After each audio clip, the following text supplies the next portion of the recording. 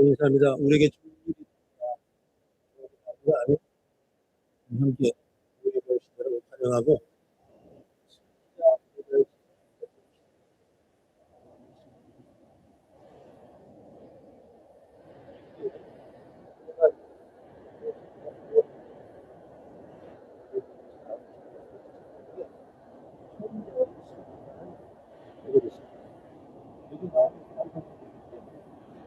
일하는 사람이 힘들겠어요.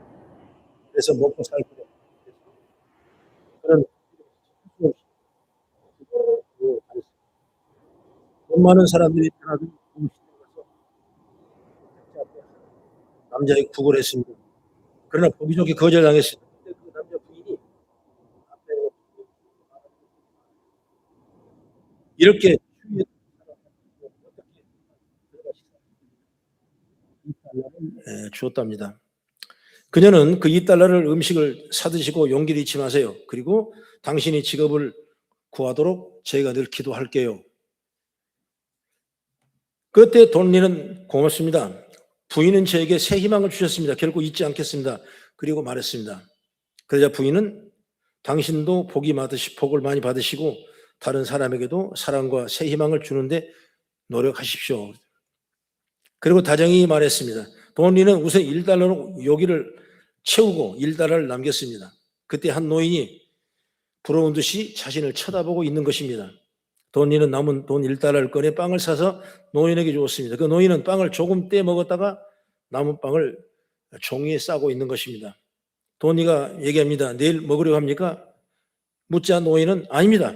저쪽 길에서 심 파는 아이에게 주려고 합니다. 노인이 그 소년에게 다가가 빵을 건네자 그 아이는 좋아서 빵을 먹기 시작했습니다. 그때 마침 길을 잃은 강아지 한 마리가 빵 냄새를 맡고 꼬리를 흔들며 다가왔습니다. 그 소년은 조금 남은 빵 부스러기를 강아지에게 주었습니다. 그리고 소년은 기쁜 마음으로 신문을 팔로 떼어갖고 노인도 일감을 찾아 떠났습니다.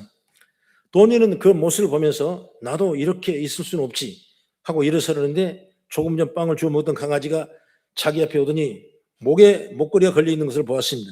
돈이는 길 잃은 개의 목걸이에 적힌 주소를 보고 개를 데리고 주인을 찾아갔습니다.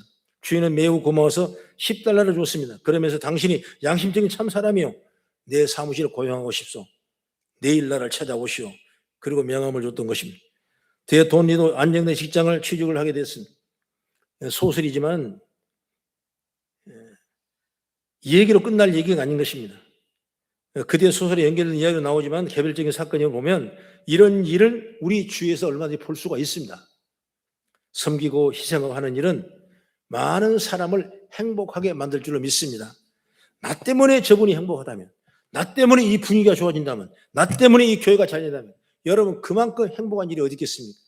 나 때문에 가정이 살아난다면, 나 때문에 자녀가 산다면, 나 때문에 부모가 산다면 여러분 얼마나 행복했습니까? 여러분 나 때문에 이웃이 살고 나 때문에 사회가 산다면 얼마나 행복하겠습니까? 여러분 그런 믿음의 지혜를, 영적인 은혜를 입는 우리 성도가 되길 바랍니다. 오늘 본문도 마찬가지입니다. 오늘 읽었던 본문은 그대로 자세히 하고 읽었지만은 어느 날 한 과부가 엘리사에게 와서 큰일 났습니다. 우리 남편이 죽고 나니까 엄청나게 빚을 지고 났습니다. 그 채주라는 사람이 와서 빨리 돈 갚으라고, 돈을 갚지 않으면 내 두 아들을 내가 종으로 삼겠다 이렇게 엄포를 놓았는데 어찌하면 좋겠습니까? 그리고 엘리사를 찾아갔어요. 당시 엘리사는 선지자고 그 밑엔 있던 신학생들 말이자면 그 중에 한 사람이 있어요. 그러니까 서로 공동체 교제를 가지고 있었겠죠. 그 말을 들은 엘리사는 오늘 읽어봤지만은 당신을 위해 내가 어떻게 하면 좋겠냐고 하면서 집에는 기름 한 그릇 외에 아무것도 없습니다. 그래서 선지자는 이 말합니다. 그러면 이웃에게 가서 빈 그릇을 많이 빌리세요. 조금 빌리지 말고 최대한 빌려오십시오. 그리고 빌려온 그 빈 그릇에 한 병 남은 기름으로 계속 채우십시오. 그래서 과부는 두 아들과 함께 그 그릇을 빌려와서 기름을 붓기 시작했습니다. 여러분 놀라운 기적이 일어났습니다. 붓는 대로 여러분도 기름이 채워진 거예요. 그 그릇에 기름이 계속 나온 것입니다. 그래서 그 다음에 빌려온 모든 그릇 다 채웠습니다. 가득 찼습니다. 그 기름을 가지고 팔아서 빚을 갚고 남은 것으로 생활했다는 본문의 내용이 오늘 읽었던 말씀이에요. 이처럼 본문은 엘리사가 아내와 아이들 남기고 일찍 죽은 선자의 제자의 집에 베푼 기적적인 사건인 것입니다. 오늘 이 사건을 통해 우리에게 주는 메시지가 뭐냐? 첫째로 우리에게 문제가 생기면 그 문제를 누구한테 가냐? 하나님께로 가십시오. 그게 바로 제일 문제예요. 이 여인은 어디로 갔습니까? 엘리사 선자를 찾아갔어요. 이 사람 찾아보고 저 환경 찾아보고 저 여건 찾아봤을 때 여러분 문제는 해결되지 않는 것입니다. 여러분 교회에 와서 묻고 교회에 와서 기도하고 교회에서 은혜를 입었을 때 여러분 문제는 해결되는 역사가 임한 줄 믿습니다.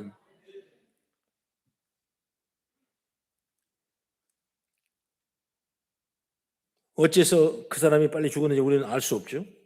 두 아들, 젊은 어린아이들 나에게 두고. 그러나 죽기 전에 돈을 좀 빌려 쓴 것이 있는데 돈을 갚지 않는다고 빚쟁이가 와서 두 아들을 데리고 가서 자기 종으로 삼겠다는 것입니다. 이런 엄청난 끔찍한 사건. 빚을 갚을 능력이 없습니다. 환경도 어렵습니다. 해결 방법이 없습니다. 그래서 가부는 그 문제를 두고 일세에 만든 것입니다. 여러분 이게 바로 지혜로운 선택이에요. 사람은 여러분 내가 가진 지식과 내 환경과 내 여건을 못 살아가는 것입니다. 하나님 위에서 특별한 지혜를 받아야 살아가는 것이. 그래서 솔로몬도 지혜의 왕이라고 그러지만 그가 어려운 문제를 당했을 때 하나님 앞에 기도하니까 지혜를 주신 거예요. 여러분 내가 풀지 못한 인생의 문제가 얼마나 많습니까? 풀 수 있다고요? 없어요. 내일 일은 나 몰라요. 내일 일은 나 모르는 거야. 내일 내가 어떻게 하겠습니까? 내일 내 문제가 어떻게, 오늘 지금 이 문제가 어떻게 풀겠습니까? 그냥 우연으로 자연적으로 풀 수도 있는 거지만은 하나님의 섭리와 역사 아니면 안 되는 사실을 믿기를 축복합니다. 그래서 이 여인이 받은 축복이 바로 그거예요. 엘리사는 무한한 자비와 무한한 능력과 무한한 축복을 준 줄 믿으시기 바랍니다. 주님 우리에게 문제가 생기면 그 문제를 주님 앞으로 가져오라고 말씀하고 있는 것입니다. 요한복음 16장 24절을 보십시오. 시작. 지금까지는 너희가 내 이름으로 아무것도 구하지 아니하였으나 구하라 그리하면 받으리니 너희의 기쁨이 충만하리라. 이제까지는 너희가 내 이름으로 구하지 않았지만 이제는 구하라 그러면 기쁨이 충만하게 하시라. 이 여인을 보십시오.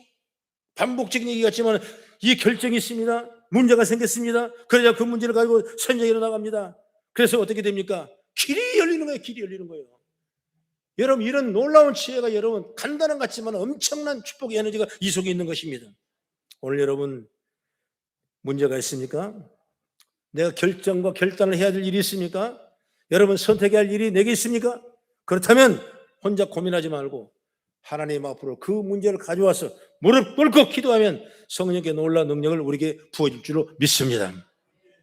그리고 두 번째로는 순종할 때 하나님께 역사하십니다. 여러분 여인에게 엘리사가 뭐라고 말합니까? 그릇을 빌려오라고 했어요. 그리고 그 빚을 조금 가져오지 말고 많이 있는 대로 빌려오라고 그랬어요. 그리고 그 그릇에 기름을 부으면 그 많은 그릇에 기름이 차고 넘친다고 말씀해 주세요. 여러분 그냥 아니까 아멘 하지만은 처음 듣는 사람에게 아멘이 되겠습니까? 아니, 기름 한 병에 어떻게 그 졸졸 따르는데 계속 나오냐. 그러면 이 문제가 풀릴 직은 뭐냐? 바로 믿음이 필요한 것이죠. 믿음이 뭡니까? 히브리서 11장 1절의 말씀 보면 믿음은 바라는 것도 실상이요 보지 못한 것들의 증거라고 말씀했지 않습니까? 내가 보지 못하고 알지 못해도 믿음이라. 우리가 가진 건 믿음밖에 없어요. 그 믿음의 보따리를 풀어 헤치십시오. 믿음의 보따리를 내놓으십시오. 그래야 역사가 나타나는 거예요. 여러분 생각해 보십시오. 겨우 병인데 그 병에 기름을 많은 것을 빌리다가 부으면 그릇에 기름이 가득 찬다는 말이 믿어지냐 그 말이에요. 그런데 그게 돼요. 믿어지냐는 거예요. 여러분 오병의 기적의 사건을 보십시오. 예수님께서 그 수많은 밤이 어두웠는데 배고파 있는 굶주린 사람에게 떡을 갖다 주라고 했는데 그걸 믿고 있는 사람이 누가 있겠습니까? 그러나 그걸 믿고 어린아이가 먹다 하면 떡을 갖다 줬을 때 주님은 하나님을 기도하시고 떼어 주라고 그랬을 때 먹이고 기만 명을 먹이고 남은 걸 걷어보니까 12원이 축복이 남지 않습니까? 여러분 예수님의 첫 번째 기적이 뭡니까? 바로 가나 혼인잔치에 갔을 때 여러분 잔치집에 포도주가 떨어졌으면 난리가 났습니다. 그런 환경에서 주님께서는 그 제자들에게 말합니다. 가서 여인에게 결례통에 물을 갖다 주라 그랬습니다. 아니 지금 포도주가 부족한데 결례통에 사람 발 씻는 물, 손 씻는 물 갖다 주라니 이게 무슨 말이 되겠습니까? 시키는 대로 하는 거예요. 그래서 시킨 대로 순종했어요. 시킨 대로 순종하냐 그 다음에 어떤 역사가 나옵니까? 그 물이 변하여 그전 포도주보다 훨씬 더 귀한 포도주가 됐다는 것입니다. 이게 기적 아니겠습니까? 여러분, 그냥 알고 순종하는 것은 어찌 보면 순종이 아니라고 생각해요. 할 수 없는 것, 믿을 수 없는 것, 그것을 믿고 순종할 때 역사가 일어나고 축복이 날 줄로 저는 믿습니다. 여러분, 믿음은 상식을 넘어가는 것입니다. 믿음은 상식을 넘었을 때 기적이 나타나는 것입니다. 믿음 없이 상식과 과학 그리고 함정인 걸 말하는 사람은 절대로 기적을 체험할 수 없는 것입니다. 기적은 믿지 않기 때문에 못하는 거예요. 그러나 믿음의 사람은 하나님 자신에게 베풀린 은혜가 한량없다는 걸 알기 때문에 믿고 순종하는 줄 믿으시기 바랍니다. 어려운 일이 생겼습니다. 선지자가 집에 무엇이 있냐고 묻자 기름이 있다고 하니까 그 그릇을 빌려다가 그 그릇에 기름을 부으라고 그랬어요. 이 여인이 말을 들은 여인은 하나님이 엘리사 선지자를 통해 자기가 무언가 놀라운 일을 베풀을 줄 믿습니다. 그래서 그대로 순종하는 것입니다. 순종하는 사람에게 하나님은 은혜를 베풀어 주십니다. 이렇게 하나님 은혜를 준비하고 계신 줄 믿으시기 바랍니다. 그러니 우리에게 필요한 건 믿음입니다. 히브리서 11장 8절은 믿음으로 아브라함은 부르심을 받았을 때 순종하여 장래의 유업으로 받을 땅에 들어갈새 갈 바를 알지 못하고 나아갔지만 하나님이 영광에 나타난 줄 믿으시기 바랍니다. 아브라함은 그곳이 어딘지 모르고 갔다고 그랬어요. 자신이 자신에게 여러분 모르는 것입니다. 그러나 하나님이 자신에게 은혜의 복을 베풀을 거 전적으로 믿고 순종했던 것입니다. 이 전적인 신뢰의 믿음이 기적을 만들어내는 거예요. 나는 우리 성도들이 다 축복의 기적이 되기 바랍니다. 믿음을 말할 때 상식을 따져버리면 순종이 안 되는 것입니다. 상식을 초월할 수 있는 순종이 돼야 돼요. 과학적으로 계산하면 순종이 안 되는 것입니다. 오직 믿음으로 순종할 때만 하나님의 은혜를 경험하게 된 줄로 믿으시기 바랍니다. 그리고 세 번째로 은혜를 넉넉히 주신 하나님을 배우게 되는 것입니다. 오늘 본문의 7절 8절 한번 읽어볼까요? 7절 8절 본문에 있으니까 7절 5절 7절 시작. 여인이 물러가서 그의 두 아들과 함께 문을 닫은 후에 그들은 그릇을 그에게로 가져오고 그는 부었더니 그릇에게 다 찬지라. 여인이 아들에게 이르되 또 그릇을 내게로 가져오라 하니 아들이 이르되 다른 그릇이 없나이다 하니 기름이 곧 그쳤더라. 그 여인이 하나님의 사람에게 나아가서 말하니 그가 이르되 너는 가서 기름을 팔아 빚을 갚고 남은 것으로 너와 내 두 아들이 생활하라 하였더라. 여러분, 한 번의 순종이 믿음의 결단이 여러분 이런 엄청난 하나님의 영광이 나타나는 걸 보게 되는 것입니다. 오늘도 믿음을 가지고 사시기를 주의 이름으로 축원합니다. 하나님은 인색한 분이 아니에요. 하나님은 더 많은 걸 주고 싶어서 하신 분이에요. 다만 내 그릇이 부족하고 내가 준비가 안 됐기 때문에 하나님 못 받은 것이지, 여러분 하나님은 풍성해 주기를 원하는 거예요.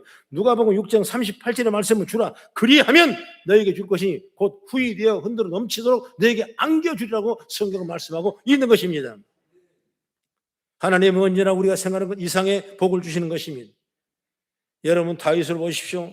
다윗은 여부수인이 거주하던 시온성을 빼앗아 다윗성이라 부르고 그곳에 자신의 궁궐을 건축했어요. 그런데 생각해 보니까 뭔가 대단히 잘못된 것 같았습니다. 왜?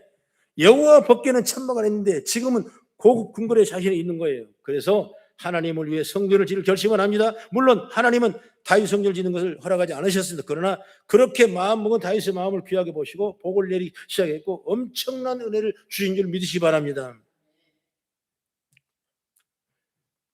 제가 사무엘하 7장을 보면 한번 잠깐 읽어드릴게요. 8절 9절을 보면 첫째로 다윗이 어떤 복을 받냐, 다윗의 이름을 위대하게 했다 그랬습니다.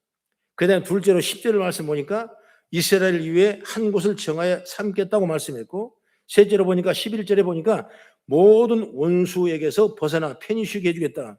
이제 다윗에게 주는 복입니다. 12절 말씀 보니까 다윗의 죽음 이후에 그 후손을 세우겠다. 그리고 다섯째로 말씀합니다. 13절을 보니까 다윗의 후손이 하나님의 집을 건축할 것이라 말. 여섯째 14절 15절을 보니까 하나님이 다윗과 후손이 아버지와 아들 같은 관계가 될 것이다. 일곱 번째로 16절을 보니까 다윗의 나라가 영원할 것이다. 이거 약속한 것입니다. 여러분, 이런 다윗의 순종이 이런 엄청난 축복을 받은 거예요. 하나님은 그냥 내가 바라고 원한 것보다 이상의 축복을 부족함이 없이 주신 분이 누구냐? 하나님이시에요. 여러분, 그러므로 날마다 내 입을 넓게 열라 내가 채우리라 말하는 것처럼 믿음의 문을 열고 믿음의 선포를 하고 나가는 복된 자가 있기를 주의 이름으로 축원합니다. 오늘 죄를 하다가 어려움을 당하는 가정에 어떻게 이 길을 극복하는지를 살펴보았습니다. 우리에게 오는 그런 문제예요. 저 멀리 있는 문제가 아니고 남의 나라 문제가 아니고 여러분 성경에 있는 문제가 바로 저와 여러분의 문제예요. 그러나 아버지 앞에 순종함으로 기도하니까 이 가정에 놀라운 기적이 일어나는 것처럼 오늘 저와 여러분의 가정도 이런 믿음의 지혜를 얻기를 주의 이름으로 축원합니다. 기도하겠습니다.